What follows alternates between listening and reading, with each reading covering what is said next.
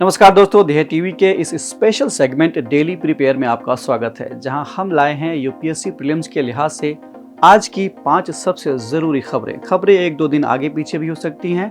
और हाँ, हर खबर के बाद आएगा एक सवाल ताकि आपकी तैयारी हो बिल्कुल बुलेट प्रूफ। सबसे पहले नजरें हेडलाइंस पर। तेलंगाना की मिर्च और केरल की जनजातीय चटाई को मिला जीआई टैग, क्षेत्रीय पहचान को मिलेगी वैश्विक मान्यता। तटीय व्यापार को बढ़ावा देने के लिए लोकसभा ने पास किया कोस्टल शिपिंग बिल 2024। 5 साल से कम उम्र के बच्चों में मौत की तीसरी सबसे बड़ी वजह बना डायरिया, डब्ल्यूएचओ ने जारी की चेतावनी। सीमावर्ती गांव के विकास के लिए वाइब्रेंट विलेजेस प्रोग्राम फेज 2 को मिली हरी झंडी, 6,839 करोड़ रुपए की है ये योजना। उत्तर प्रदेश के दुधवा में पहली बार मिला लंबी नाक वाला दुर्लभ लता सांप, जैव विविधता को मिली एक नई उम्मीद। और अब खबरें विस्तार से।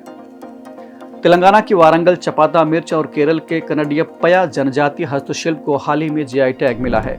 जीआई टैग उन चीजों को मिलता है जो किसी खास इलाके की वजह से अनोखी होती हैं। ये टैग भारत में 1999 के कानून के तहत मिलता है और डब्ल्यूटीओ के ट्रिप्स समझौते से भी जुड़ा होता है। वारंगल मिर्च चमकीले लाल रंग और टमाटर जैसी शक्ल के लिए मशहूर है, जो 80 साल से एक खास मिट्टी में उगाई जा रही है। ये तीखी नहीं होती, लेकिन सेहत के लिए काफी फायदेमंद होती है। वहीं कनडिप्पया बांस की एक चटाई होती है, जिसे केरल की आदिवासी जनजातियां बनाती हैं। ये गर्मी सर्दी दोनों में आराम देती है और पहले तो इसे राजाओं को तोहफे में देने की भी परंपरा थी। अभी मौजूदा वक्त में भारत में 600 से ज्यादा चीजों को जीआई टैग मिल चुका है। दूसरी खबर जुड़ी है कोस्टल शिपिंग विधेयक 2024 से। इसे लोकसभा ने 3 अप्रैल 2025 को पारित कर दिया था। ये पुराने मर्चेंट शिपिंग एक्ट 1958 को अपडेट कर तटीय व्यापार को सरल, सस्ता और प्रतिस्पर्धी बनाने के लिए लाया गया है।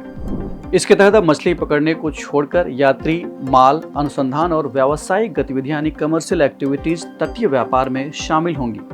पूरी तरह भारतीय स्वामित्व वाले जहाजों को अब लाइसेंस की जरूरत नहीं पड़ेगी। अन्य तरह के स्वामित्व वाले जहाजों के लिए बिना लाइसेंस व्यापार करने पर अब 15 लाख या मुनाफे का 4 गुना जुर्माना लगेगा।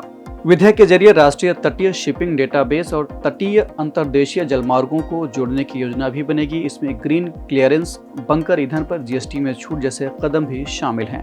ये बिल सहकारी संघवाद के तहत राज्यों को भी शामिल करता है और मेक इन इंडिया, रोजगार सृजन यानी एम्प्लॉयमेंट जनरेशन, जहाज निर्माण जैसे क्षेत्रों को बढ़ावा देगा। तीसरी खबर जुड़ी है डायरिया से, यानी डब्ल्यूएचओ के हालिया आंकड़ों के मुताबिक डायरिया बीमारी 5 साल से कम उम्र के बच्चों में मौत का तीसरा सबसे बड़ा कारण बन गया है। दुनिया भर में हर साल 1.7 अरब मामले सामने आ रहे हैं, जिनकी मुख्य वजह गंदा पानी और खराब सफाई व्यवस्था है। इस बीमारी में रोगी को बार बार पतला दस्त आता है। इसमें शरीर से बहुत सारा पानी और नमक बाहर निकल जाता है, जिसकी वजह से कमजोरी, डिहाइड्रेशन और चक्कर की फीलिंग आने लगती है।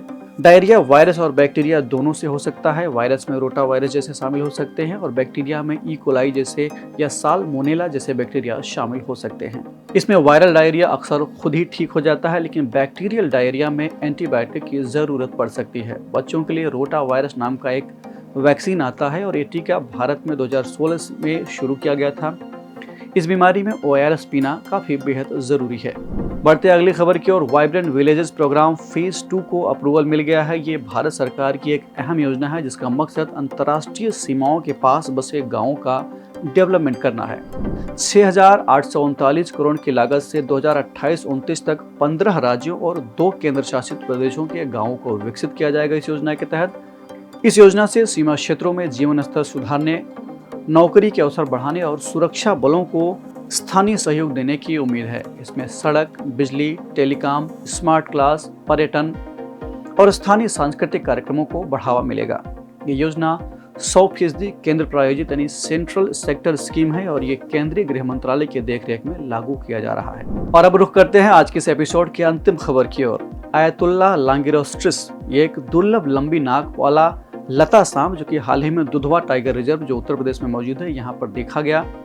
ये राज्य में पहली बार और भारत में दूसरी बार देखा गया। इसका शरीर पतला, रंग हरा या भूरा होता है और इसकी लंबी नाक यानी रोस्ट्रम पेड़ों में छिपने में मदद करती है।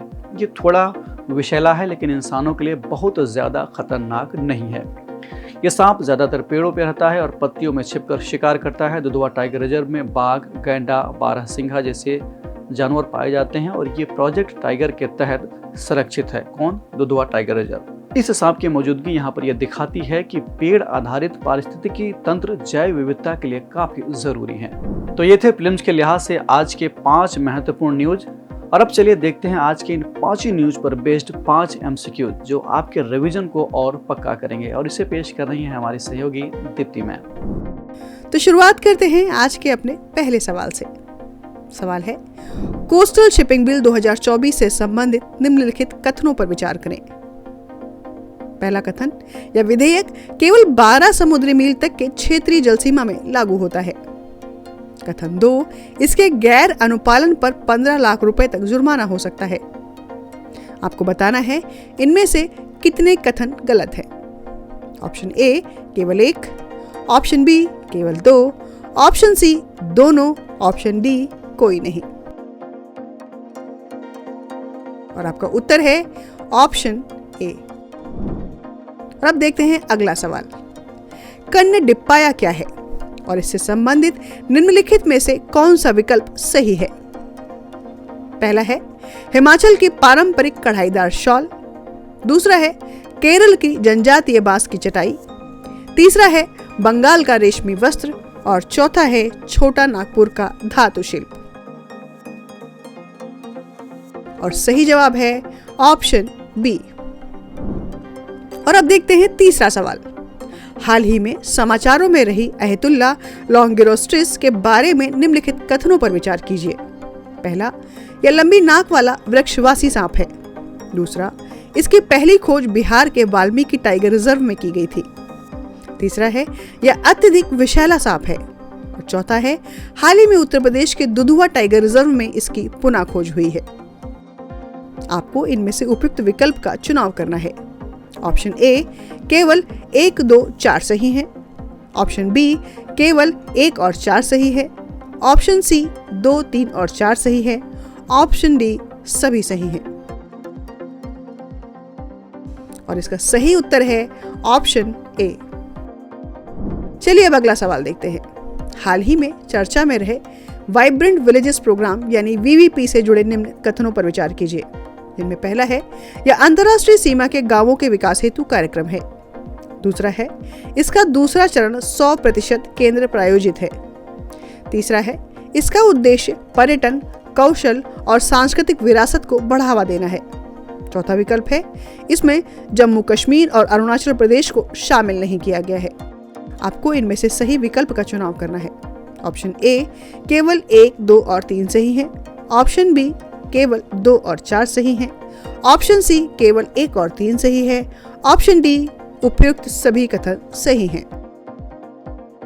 और इसका सही जवाब है ऑप्शन ए, यानी केवल 1, 2 और 3 सही है। और अब आज का आखिरी सवाल, भारत में डायरिया रोगों के संदर्भ में निम्नलिखित कथनों पर विचार कीजिए। पहला है, डायरिया का प्रमुख कारण रोटा वायरस है और इसका कोई टीका उपलब्ध नहीं है। दूसरा है, इसका ORS और ORT से 90% इलाज संभव है। तीसरा है, भारत में हर साल इसके 1.7 अरब केस दर्ज होते हैं। और अब सही विकल्प चुनिए। ऑप्शन ए केवल 1 और 2 सही है, ऑप्शन बी केवल 2 सही है, ऑप्शन सी केवल 1 और 3 सही है, ऑप्शन डी सभी तीनों कथन सही है। और इसका सही जवाब है ऑप्शन बी। तो दोस्तों, ये थी आज की 5 जरूरी खबरें और उनसे जुड़े अहम सवाल। ऐसे ही important daily current news and MCQs के लिए जुड़े रहिए हमारे साथ। और हाँ, अगर आपको ये फॉर्मेट पसंद आया हो तो लाइक, शेयर एंड कमेंट करना ना भूलें। और साथ ही यदि आपका फीडबैक इस पर अच्छा आता है तो हम जल्द ही हाजिर होंगे सिलेक्टेड टॉपिक्स के MCQs के साथ। तो फिर मिलते हैं 5 नई खबरों और सवालों के साथ। तब तक के लिए धन्यवाद।